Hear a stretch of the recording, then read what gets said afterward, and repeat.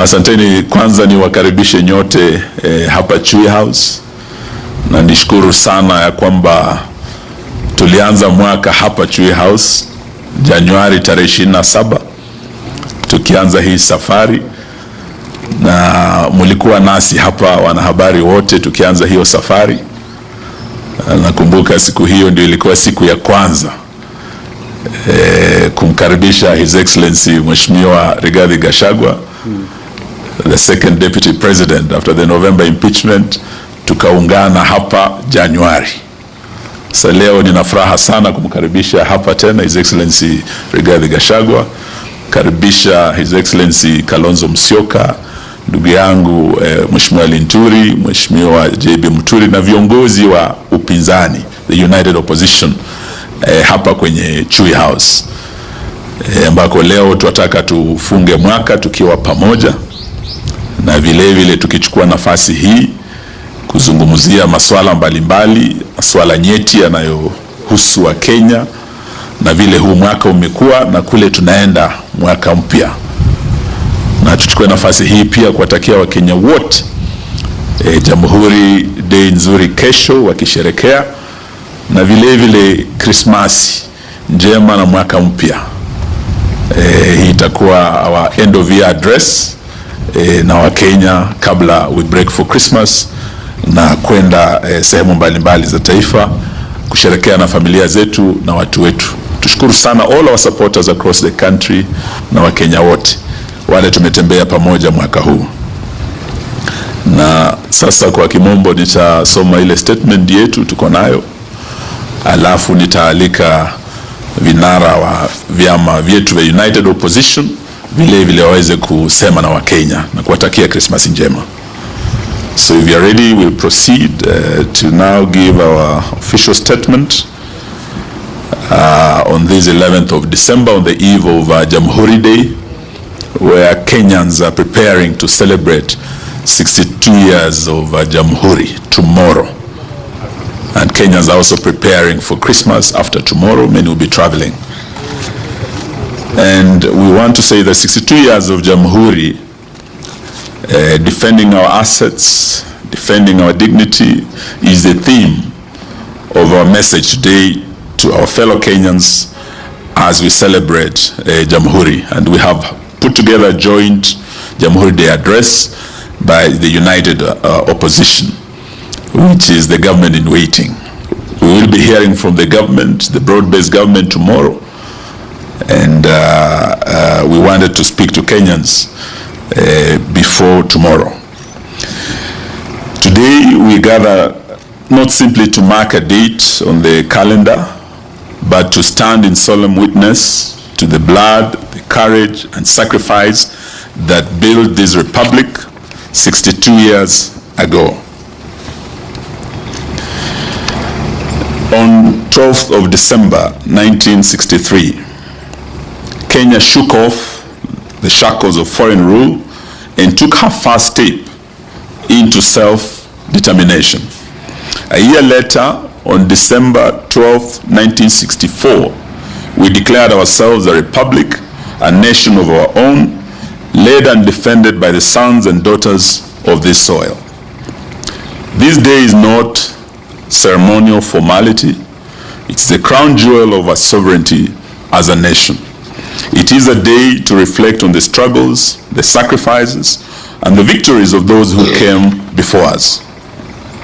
The Kapenguria Six, Dedan Kimathi, Jaramogi Oginga Odinga, Piogamo Pinto, Wambui Otieno, J.M. Kariuki, Koitalel Arap Samoei, Mekatalili Wamenza, and countless unnamed heroes across every community: Luo, Kamba, Luya, Kikuyu, Masai, Meru, Embu, Somali, Mijikenda, and all communities in our country.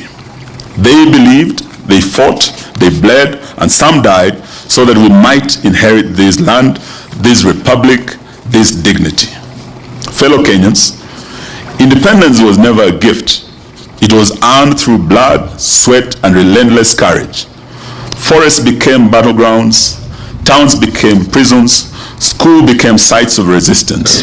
Independence was bought with sacrifice, and every story, every name, every life lost a lesson for today. We must never forget that the Republic belongs to the people, and it is our sacred duty to defend it. And yet, 62 years later, that sacred inheritance is under threat.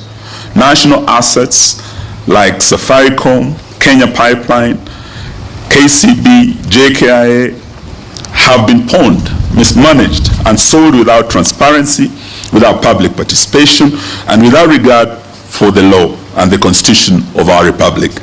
These are not mere businesses. They are the backbone of our economy, the gateways of our sovereignty, and the pillars of our republic. Every transaction that does not include the people, for the people, undermines them and is an affront to our history.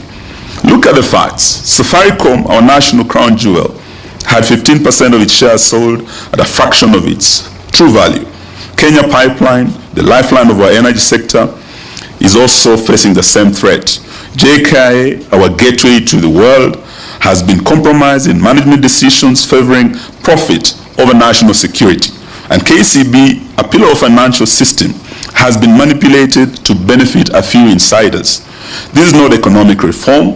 This is international neocolonialism, a quiet auctioning of our sovereignty. Fellow Kenyans, the courts have intervened on Safaricom, on KPC, on JKIA, and we have just received good news that the court orders have been issued against the opaque US-Kenya health deal that was signed recently without any public participation. But the intention by this nefarious regime was clear: a systematic, step-by-step erosion of our sovereignty. This is neocolonialism by insiders, a form of recolonization disguised as policy, defended with silence and apathy. We cannot allow or entertain this. Sovereignty is not symbolic. It's a sacred and constitutional duty.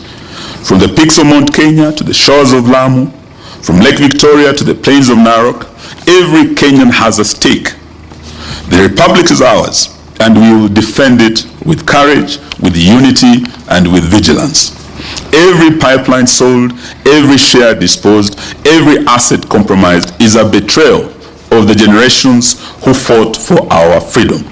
We call on every citizen, every institution, every civil society organization, and every community to rise up. Protect our pipelines, our airports, our companies, our financial institutions, and demand accountability. Defend our sovereignty. Let no one mistake silence for consent. We must defend our assets, our minerals, like the gold in Migori, and Kakamega, and Busia, that are now under invasion, to restore dignity and reclaim our republic. More significant, we must defend our multi-party democracy that is now under existential threat from this rogue regime. We witnessed in the recently concluded shambolic 27th November 2025 by-elections that the chairman of IEBC, and I was very surprised on Monday, I think the 8th, listening to Chairman Ethicon saying that elections cannot be stolen in Kenya. It's an impossibility. Is he a stranger in Jerusalem? This position has already been contradicted by very credible observers who participated in these by-elections, including the Kenya National Human Rights Commission. We heard from them. The indictment was harsh in terms of how IEBC failed to conduct these elections properly. We have also heard from ELOG. They also returned a very harsh verdict, and both have said, and many others, that including the Law Society of Kenya, and we must thank them for this, that they just concluded by-elections were not free and fair. They were heavily rigged in favor of state-sponsored candidates, and they were tainted by violence, mostly from goons, state-sponsored goons, and backed by the police, intimidation, and corruption. We are demanding immediate action against perpetrators of these electoral offenses, like in the case of Malava, and I think we have our candidate here, the Honorable Panyako here, who underwent serious terror in terms of violence by goons and state-sponsored gangs. There were leaders who are known, who led the goons, who participated in organizing, in financing these goons and the violence that was visited, particularly in Malava and in Bere. These two were the hottest targets of this system because of the political implications that would confirm a win in Bere for the United Opposition, that the mountain is gone.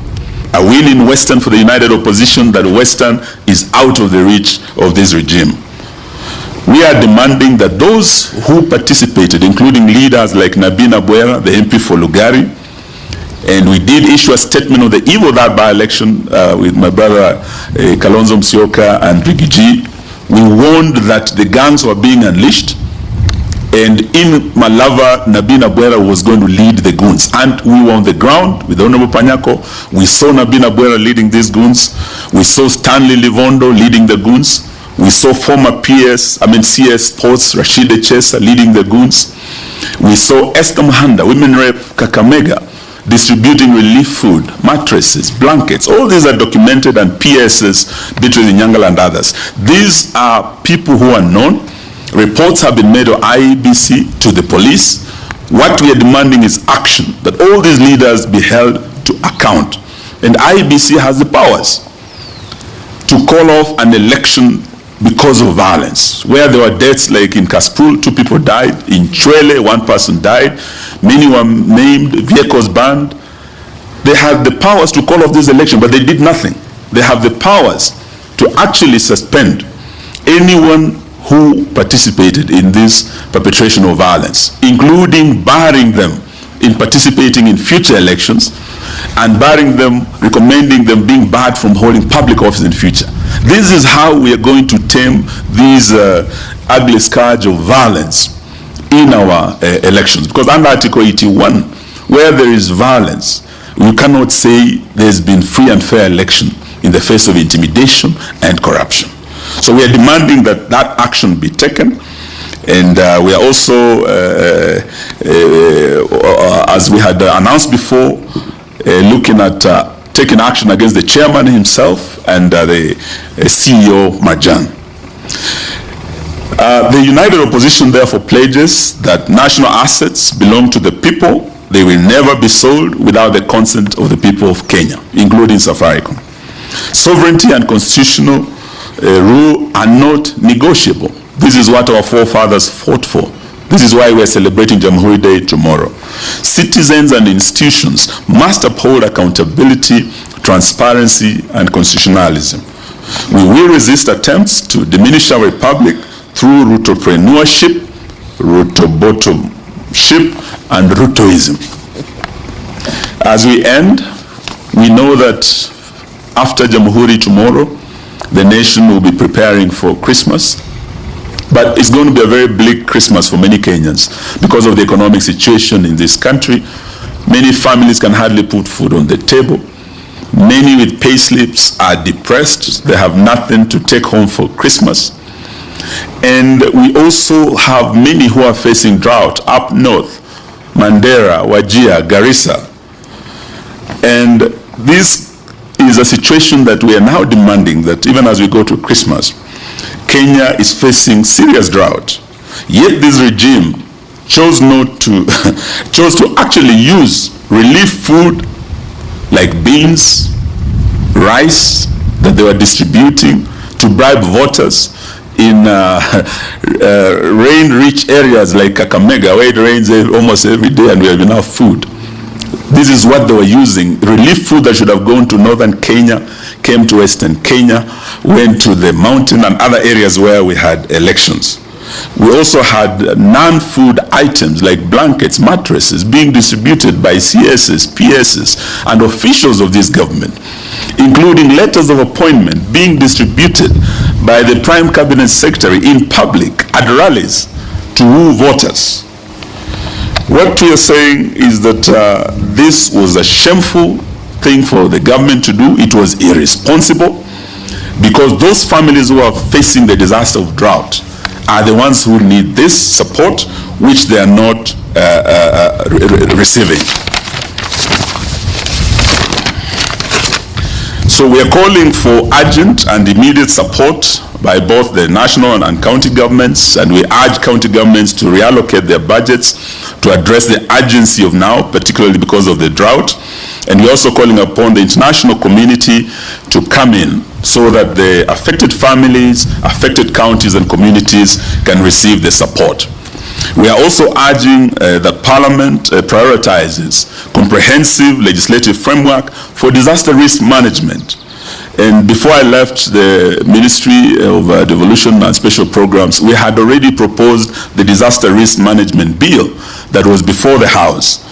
This bill is currently undergoing mediation through a committee of both houses, and we are urging that the same be prioritized and be fast-tracked because it has all the mechanisms required to improve coordination between national government, the county governments, and international players in disaster risk management.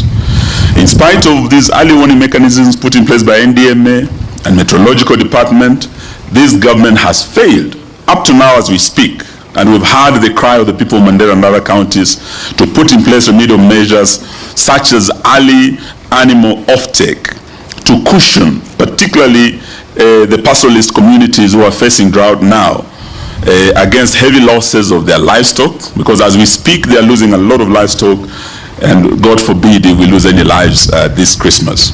This is as a result of the biting drought, and we are also demanding that the money that they have been splashing all over, they cannot say the government has no money to start this animal offtake to cushion these families when they have been splashing millions and millions on these by-elections. So we demand immediate action to avert any further losses of livestock or lives of our fellow Kenyans. Fellow Kenyans, finally, on this 62nd Jamhuri Day, we honor the past, we confront the present, and we will remain united and vigilant and the united opposition to protect the future.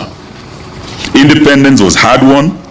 The Constitution was a gift of the second liberation. Today we defend both with courage, conviction, and unity. Kenya shall not be sold. Kenya shall not be auctioned. Kenya shall not be colonized by outsiders and insiders and their cronies. We thank you all for coming to listen to us. May God bless our republic, and may we take this opportunity to wish you all a Merry Christmas and a Happy New Year. And I would like to invite my colleagues to also wish Kenyans a Merry Christmas and say a few words. His Excellency Dr. Stephen Kalonzo Musyoka. Karibu, karibu. Well, thank you. We stand, of course, firmly in support of what has just been read. And I know even our colleagues who are not here with